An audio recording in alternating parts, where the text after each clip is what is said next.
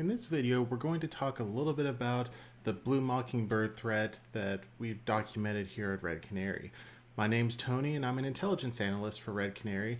I've been here for about 2.5 years so far, and before that I spent nearly a decade in enterprise IT services for a community college. To start things off, I want to talk about how Blue Mockingbird incidents usually play out. The way in is usually some form of exploitation for the Telerik UI for ASP.NET Ajax library. This is something that can affect nearly any organization that runs Windows web servers, and this is something that a lot of organizations may not even realize they have running in their environment. Telerik UI is a dependency library that a lot of web applications stand on top of, and it's something that definitely needs to be patched. There are some definite vulnerabilities for it, and most of the time Blue Mockingbird will exploit these vulnerabilities to get an initial foothold into an environment. In this particular detection, one of our customers had a fax application running on a web server. The fax application had Telerik UI running under the hood. It was one of the dependencies of the fax application. So as a result, Blue Mockingbird could take advantage of this server and could go ahead and try to exploit it to run their payloads. Initially, there are usually 3 payloads that are uploaded. There's a miner DLL that's usually a .temp file. There's usually an exploit.temp file, which is the NW gold things that you see on the screen. And there's usually also a zip file containing other materials for exploitation. That's the set.zip that you see. Immediately following exploitation of Telerik, Blue Mockingbird is going to launch a red server 32 command to go ahead and start mining with whatever temporary file they upload. This is so they can already get a little bit of return on their investment. This happens before they even try to entrench in an environment.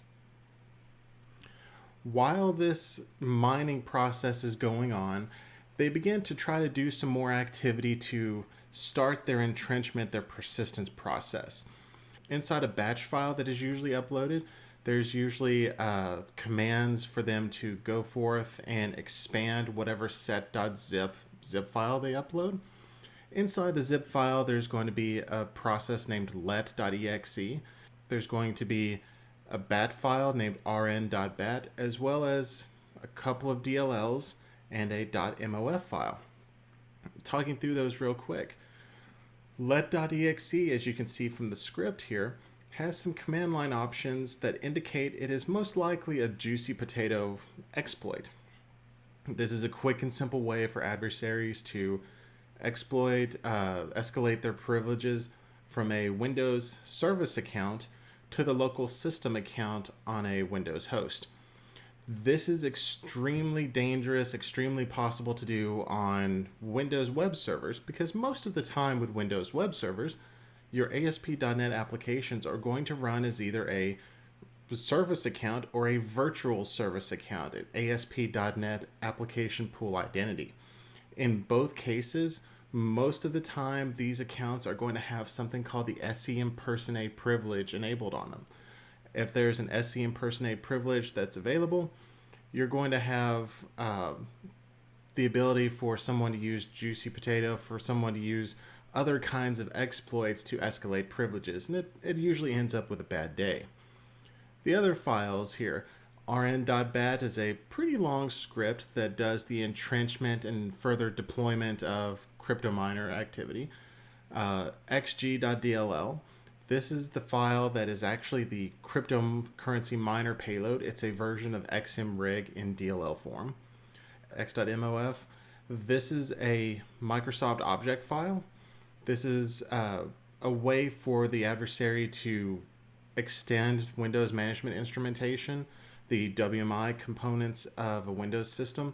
In this case, our adversary uses x.mof as a way to add in WMI event subscriptions for persistence. The final DLL there, comhijack.dll, this is a comhijack DLL. We're going to discuss this a little bit later, but this is a very lightweight, single-purpose DLL that is designed to execute and reestablish persistence mechanisms as Blue Mockingbird further executes payloads.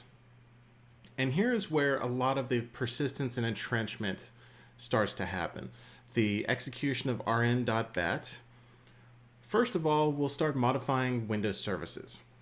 The primary service that we see reconfigured, compromised by Blue Mockingbird is WhereCPL support. This is the problem reports control panel support service. It's something that's just a little hole in the wall service of Windows that is really easy to ignore, overlook. It's not something that you see cited in documentation every day. And our adversary is taking advantage of this. They stop the service, then they issue commands to modify the service's registry configuration. They go forth and instead of the normal correct DLL, which is where CPL support.dll, they rename their cryptocurrency miner DLL, their XMRig instance, to where CPL support e.dll. They're masquerading a little bit, they're blending in with their environment, and then afterwards they configure the start type to auto for this service. Prior to compromise, this service start type should be auto instead of manual. Next, they place DLLs for execution. There, in the rn.bat script, there are several commands to hide their DLLs in a few different places. First of all, they move their hijack DLL to a system32 folder and give it a randomized name. They copy their XMRig DLL to several different places with randomized names, and then they also copy it in 3 additional places with preset names. These file names are pretty good indicators that Blue Mockingbird has been working on distributing DLLs in a particular environment. The randomization typically follows a few patterns. There are 3 kinds of randomization that happen in their rn.bat script. They all use 0 through 9 and A through F in either 4, 8, or 12 character combinations, and they'll combine these together into a GUID form that we'll see shortly. For another form of persistence, they use scheduled tasks. Blue Mockingbird schedules a few different tasks with their task names randomized. Just like with their DLL names, their task name randomization follows a specific pattern, 0 through 9, lowercase a through F, in groups of either 4 or 8. They launch redserver32/s. They launch run-dll32 with a unique export coming off of their XMRig DLL. They reconfigure the WhereCPL support service. And they also go ahead and start the service, and they keep that mining going. They keep it going in a circle. They keep it going all the time. In addition, they really want to stay on the system, so they create an additional service whose only purpose in life is to keep WhereCPL support reconfigured to its malicious configuration. So they create a service that has a randomized name. It's usually 0 through 9, A through F in a group of 4 characters. They reconfigure this to be their malicious XMRig DLL, and then they go forth, set it to start to auto, and then go ahead and start the service again. And also, for good measure, they'll relaunch their miner as redserver32/s. Anytime they make contact with this XMRig DLL, they are very conscious to go ahead and just execute it again. So even if their configuration isn't taking place properly, they can still squeeze a little bit of money out of the mining process. One particularly novel persistence mechanism from these incidents is the use of a core profiler environment variable. This has been documented by our own Jesse Brown at Red Canary, and if you go look on the Red Canary blog, you'll be able to find more documentation around this technique. How we observed Blue Mockingbird using it was they would enable core profiling using an environment variable with WMIC. They would use reg.exe to establish a nprox server registry key. The GUID that's specified before nprox server is randomized, and it's part of the whole randomization in the rn.bat script. And they specify whatever their renamed hijack DLL is.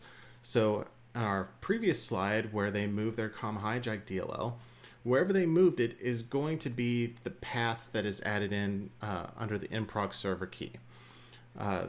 Every time a common language runtime process loads, so anytime a .NET application loads, this DLL is going to execute. And guess what? It's going to reestablish persistence. It goes forth and it reconfigures the where CPL support service and reestablishes persistence mechanisms. This is really difficult to get out from under. We run into a couple of incident response engagements where this was really difficult to remediate. We mentioned that there are WMI event subscription persistence with this particular adversary, and these are the contents of x.mof. So in inspecting the contents, we can go ahead and see what those persistence mechanisms are and be able to safely pull them out of WMI. This is not going to be something you can see and work with very easily with EDR technologies. This will require a little bit more of the live forensic or PowerShell hands-on. So we can see our persistence mechanisms are usually named Windows Dialog Event and Windows Dialog Consumer. And guess what? They reestablish all of the persistence every time these trigger. So if you go forth, you can safely get rid of Windows Dialog Event and Windows Dialog Consumer from the WMI repository. All of this is to execute a XMRig cryptocurrency miner payload to mine Monero. This payload is actually multi-purpose, and it's kind of interesting to look into. So we have in this XMRig instance, we have a module, we have a DLL that has multiple exports for execution. In our output that we see, this is the output from PE dump. We see we definitely have 3 exports: DLL register server, service main, and FACK-AAXV. The last one is kind of an oddball. It is definitely a unique export. I haven't seen any other DLLs in the world so far that use this export, and it's a fairly good indicator that your XMRig payload is associated with Blue Mockingbird. Since we have 3 different exports, there are 3 different ways that we can execute the XMRig miner payload. The first way that we've already seen several times, reg server 32 /s. This is going to be the way that calls DLL register server. The second one is sc start where CPL support. This, we've seen this as well in the service configuration parts, and this will also be called whenever the Windows system starts automatically. So service main is the export that matches up with this execution type. Then finally, run DLL32 can also be used to call this XMRig payload if they specify the specific unique oddball export, the FACK-AAXV. We haven't seen it in Blue Mockingbird incidents, but it's something that's definitely a possibility. You can also call this export by ordinal number. So if you specify your detection capabilities around just looking for this DLL export, it is possible in the future, if this adversary evolves, then they can evade your detection by calling the ordinal number instead of the export name. Next, we want to get into a little bit of evidence and telemetry that are involved with Blue Mockingbird. It's really neat to go through all of this incident, but what's the point if we don't know how to detect it and what evidence is getting left over on the network and on the endpoint? So first, for the initial access methodology, it will definitely leave evidence inside your IIS web server logs. And it might actually be a good idea for you to get started looking at web server logs in your environment, even if you don't think that Telerik is in your environment. Since Telerik is a library that's usually a dependency of other web applications, you can really easily find evidence of Telerik in your environment if you grep through web access logs and look for the string Telerik. Look for it probably case insensitively. If you do have Telerik, then that automatically raises some suspicions here that you need to go and look for this particular adversary in your environment. Because if you didn't know that Telerik was there, there's a high possibility Telerik UI is not patched. There's definitely some web server log evidence that gets left over. Usually they're going to do post HTTP requests to Telerik web UI web resource.axd. There's usually a weblog entry that responds back with an HTTP 200 response code, followed by a 500 response code. The 500 response code is typically the log entry that happens when your Telerik exploit is happening behind the scenes. This is because the exploit used by Blue Mockingbird will cause the IIS worker process to freeze temporarily while it's executing things. And as a result, any incoming requests will be served a HTTP 500 error because the server can't handle it. Once your adversary has become entrenched to some extent, they've started executing their mining payload, you'll start to see some network evidence. The really difficult part about this is that the ports are going to be inconsistent. They're not going to be mining over port 8443. It's going to be other ports that you may or may not monitor in your environment. But if you do happen to monitor those ports, you will start seeing some evidence in your PCAP logs. These payloads will transfer traffic that's related to XMRig and cryptocurrency mining in plain text. This will include a wallet address, which I've blacked out here. It'll include XMRig / whatever the version number is as a user agent for mining. It'll tell you what platform you're running on. And usually this network traffic is going to be traveling to one or more domains. You're going to see xmrig.com, minexmr.com, nanopool.org. These are 3 domains that we've seen with a high prevalence in our incidents so far. You may see other ones in your environment, but they will usually have, they'll usually be well-known Monero mining domains. On endpoint evidence, there's a significant amount of evidence. First, you'll definitely have your DLLs that are left on disk. This adversary does not use fileless malware. We're not talking about anything that's particularly fancy. Everything's going to be on disk, and you're definitely going to be able to detect something with deadbox forensics. One particular artifact that you may find is a text log. Some versions of the XMRig payload will leave an execution log in a folder. This location changes between versions of the XMRig payload. I haven't seen more than 1 or 2 have the same location, but the contents are usually the same. The contents are going to tell a little bit about the XMRig payload itself, what pool it's trying to mine through, and a little bit of hardware information about the system it's running on. Your DLLs left on disk, these are going to be all the DLLs that were distributed by the rn.bat script. Remember, the DLLs will have different randomized names in some cases under System 32, 0 through 9, A through F, 4, 8, and 12 character groupings. So it's definitely handy to go and look for any DLLs that you really don't think should be there or have names with high entropy in System 32. And there's going to be evidence on your endpoint of persistence. You're definitely going to have to reconfigure the where CPL support service for remediation. This is a really easy part of remediation. You can simply reconfigure where CPL support to go and use its old DLL instead of the malicious one.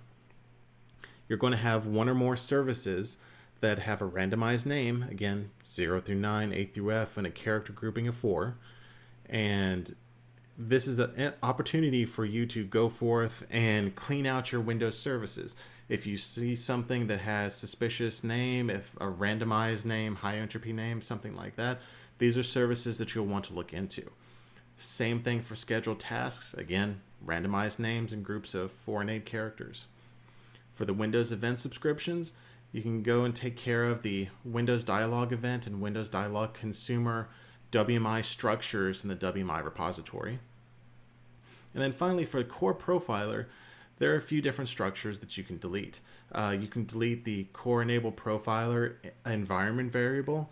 If you are not using this in your environment, then just absolutely disable core profiling and you won't need it. You can also delete the core profiler variable itself, which holds part of the configuration. If you're feeling particularly risky, you can go into the registry and remove the registry keys that back these configurations. The registry keys that will back these in a Blue Mockingbird incident will not be required for operation in a normal Windows environment. All of this usually refers to the average Blue Mockingbird incident, but I wanted to cover one particular outlier as well because there's a potential for every incident to be different. Not all incidents are equal, and this is definitely the case in one particular incident we saw.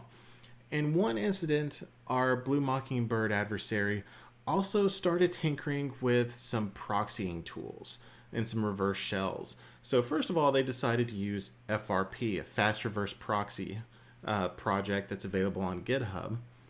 They decided to use PowerShell reverse shells like we can see in the command line here.